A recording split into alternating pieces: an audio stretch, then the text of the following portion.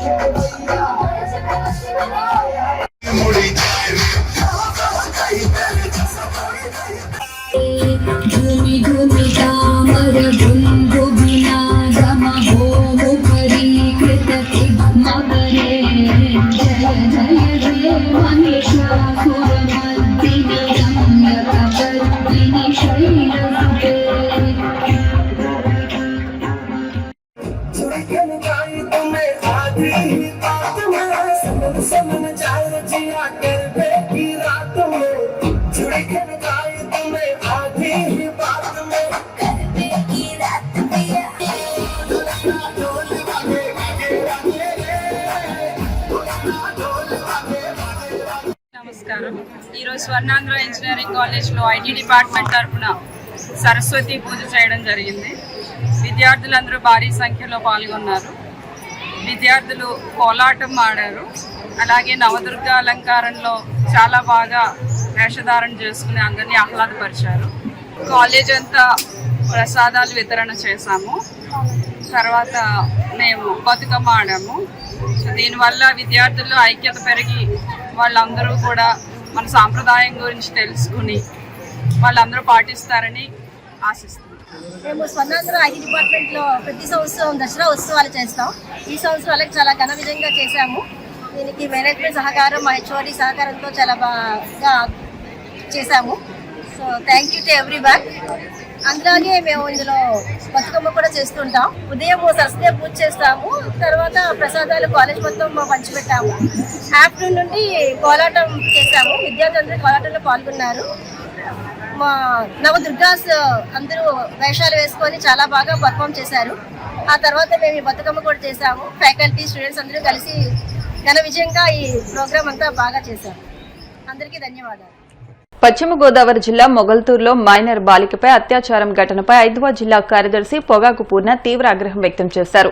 మహిళలపై అఘాయిత్యాలకు నిరసనగా శుక్రవారం నిరసన ప్రదర్శన నిర్వహించారు.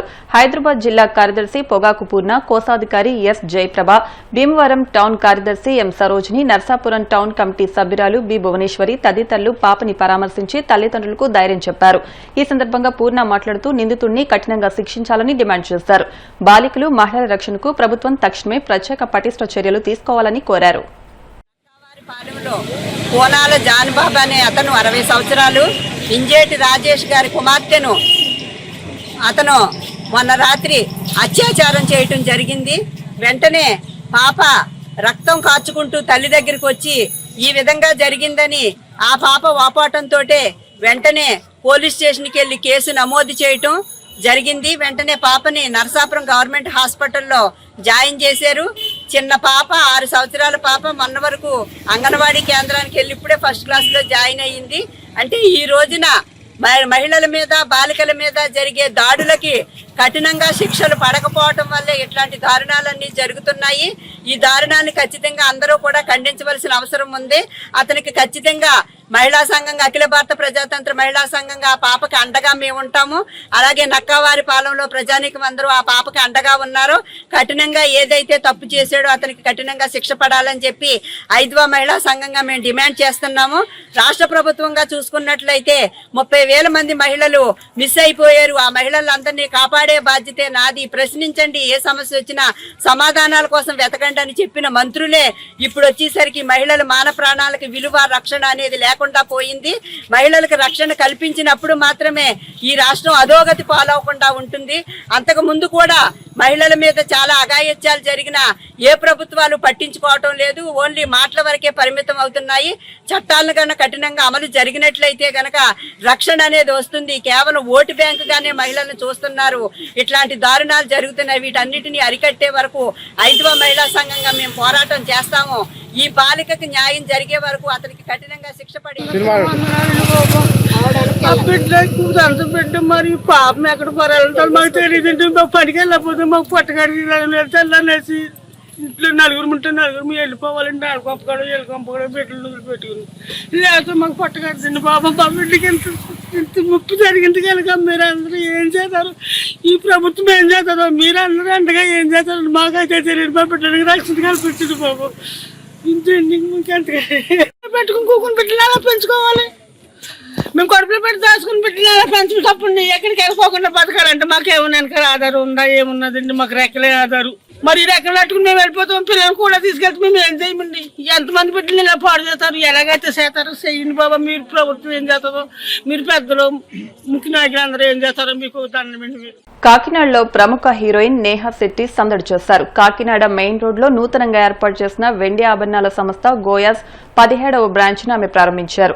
ఈ సందర్భంగా నేహా శెట్టి మాట్లాడుతూ ఇక్కడ కలెక్షన్స్ ఎంతగానో నచ్చాయన్నారు. సంస్థ అధినేత రవి ప్రియాంక మాట్లాడుతూ కాకినాడలో గోయాస్ 17వ షోరూం ను ప్రారంభించామని తెలిపారు.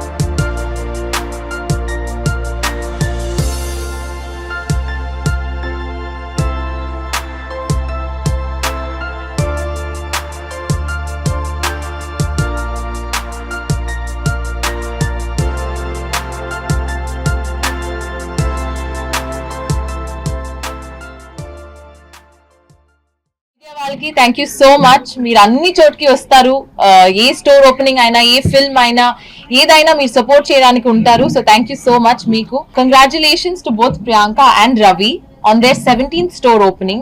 I'm very excited to be here ఎందుకంటే నేను ఫస్ట్ స్టోర్ నేను ఓపెన్ చేశాను హైదరాబాద్ లో. ఇట్ ఈస్ కుక్కట్పల్లిలో. It is so exciting to be back. So thank you so much. దాని తర్వాత 17th స్టోర్ అంటే I think it's been a really long journey and successful journey వాళ్ళకి. దాంతోనే మీకు అర్థమైపోవాలి ఏంటంటే this is the India's best, largest, most trustworthy. తెలంగాణలోని కొల్లాపూర్ నియోజకవర్గం చిన్నంబావి మండలంలో రోడ్డు పక్కల ఉన్న దుకాణాలను అధికారులు కూల్చివేశారు. కొన్నేళ్లుగా ఇక్కడ వ్యాపారాలు చేస్తూ జీవనం సాగిస్తున్నామని, ఎలాంటి ముందస్తు హెచ్చరికలు లేకుండా దుకాణాలు కూల్చారని చిరు వ్యాపారులు ఆవేదన వ్యక్తం చేశారు. వార్తలు ముగించే ముందు ముఖ్యాంశాలు మరొకసారి. ఒడిశాలో వర్చువల్ గా BSNL స్వదేశీ 4G నెట్వర్క్ సేవలను ప్రారంభించిన ప్రధాని మోదీ. TCS, C.Tejas నెట్వర్క్స్ తో కలిసి పూర్తి దేశీయంగా రూపకల్పన. BSNL ఒక శక్తివంతమైన ఆర్గనైజేషన్ అన్న ముఖ్యమంత్రి చంద్రబాబు. మెరుగైన సేవలు అందించి ప్రజల మన్ననలు పొందిందని వ్యాఖ్య. ప్రజా సమస్యలను వెలుగులోకి తెచ్చి ప్రశ్నిస్తున్న సోషల్ మీడియాపై చంద్రబాబు దుర్మార్గంగా వ్యవహరిస్తున్నారు. మండిపడ్డ మాజీ మంత్రి జోగి రమేష్.